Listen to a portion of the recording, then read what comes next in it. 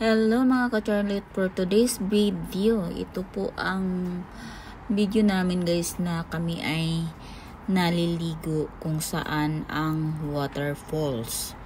So kung anong waterfalls ito, pwede nyong i-comment kung saan. So isa sa mga location ng waterfalls ito. So kung ikayo po ay nakakaalam kung saan to, kayo po ay kasali sa ating pa-entry. So lahat po kami ay yan po ang aking mga, yan yun po ang aking mga pamangkin. Halos ko sila mga pamangkin, pero nandyan yung sister-in-law ko. Most is may pamangkin, lahat sila halos, at saka anak ng mga pamangkin ko.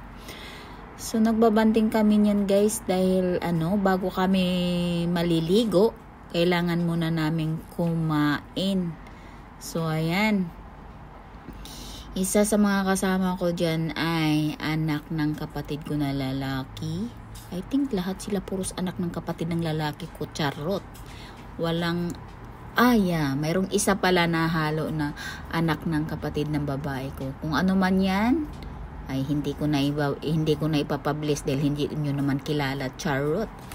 So yun nga mga ka-Charlotte, habang kami kumakain, nag-iisip kami dyan or nagpaplano kami na kailangan isa sa amin na mayroong magbabantay dahil of course guys kahit yan ay malaking swimming pools.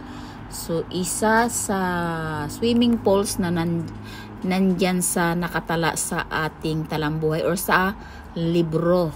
So ewan ko kung sinong nakakaalam dyan, pwede nyong i-comment. Again, mayroon kayong kasaling entry. Kung kayo po ay nakakaalam kung saan po yung swimming pool na yan. So, kain lang muna ng kain mga pamangkin niya. Ayan. Yung iba, ayan. Yung nag-aano ng pagkain, isa yan sa asawa ng pamangkin ko. At isa sa may mga sasakyan na ginagamit namin dahil nga siyempre Pilipinas wala naman akong sasakyan doon kaya wala naman akong hindi ako magbalak magbibili doon hanggat wala akong makitang matinong pagkatiwalaan ko na bilang driver kasi ang hirap na mahal yung matawag natin na property yung sasakyan tapos yung pala ay hindi ayusin kung sino lang yung mag-aalaga or magdadrive. So, hindi naman kasi ako palagi sa Pilipinas, kaya yan, yung sasakyan na lang nila ang ginagamit namin guys. So, kain lang muna mga pamangkin ha, at pagkatapos nito tayo ay maliligo na.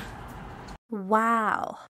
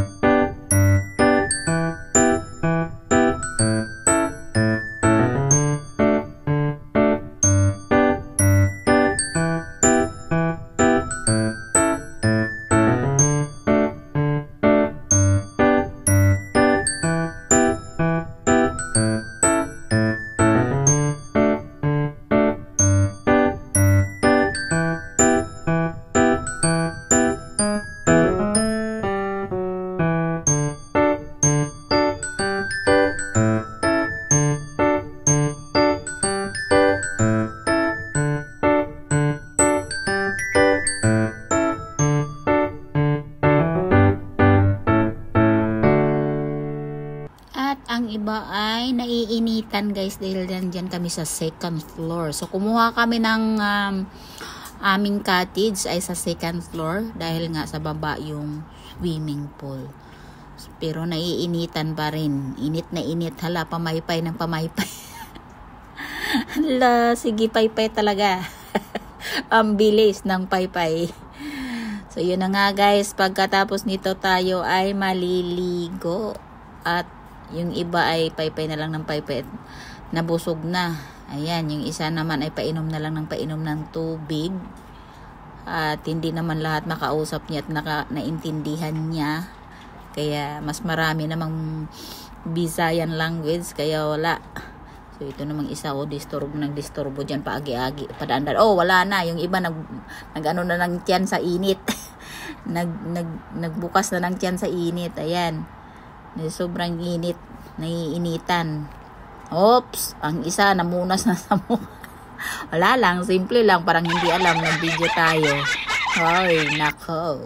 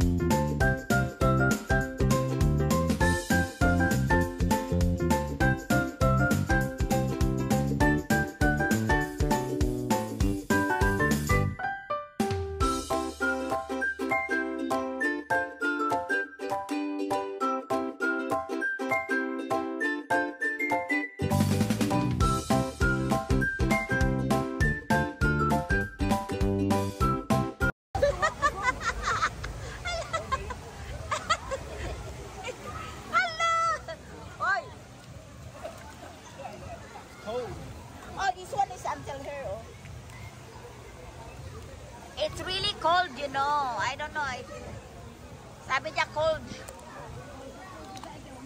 What can you see on the water? Huh? What can you see in the water? Huh?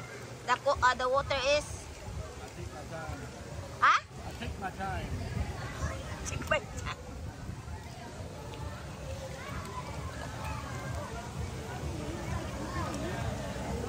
Uy, basin, pagbantayan ninyo na.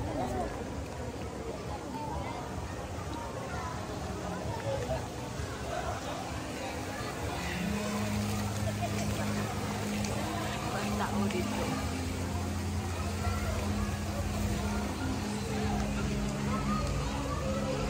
This is water stove.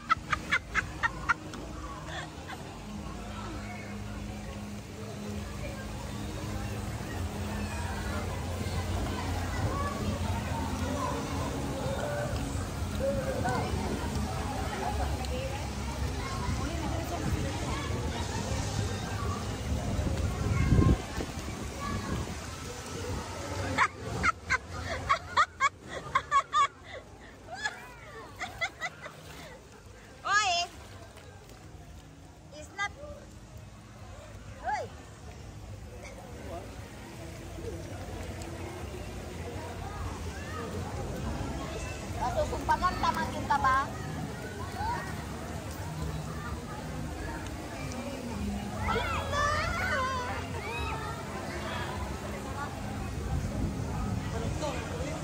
Lia.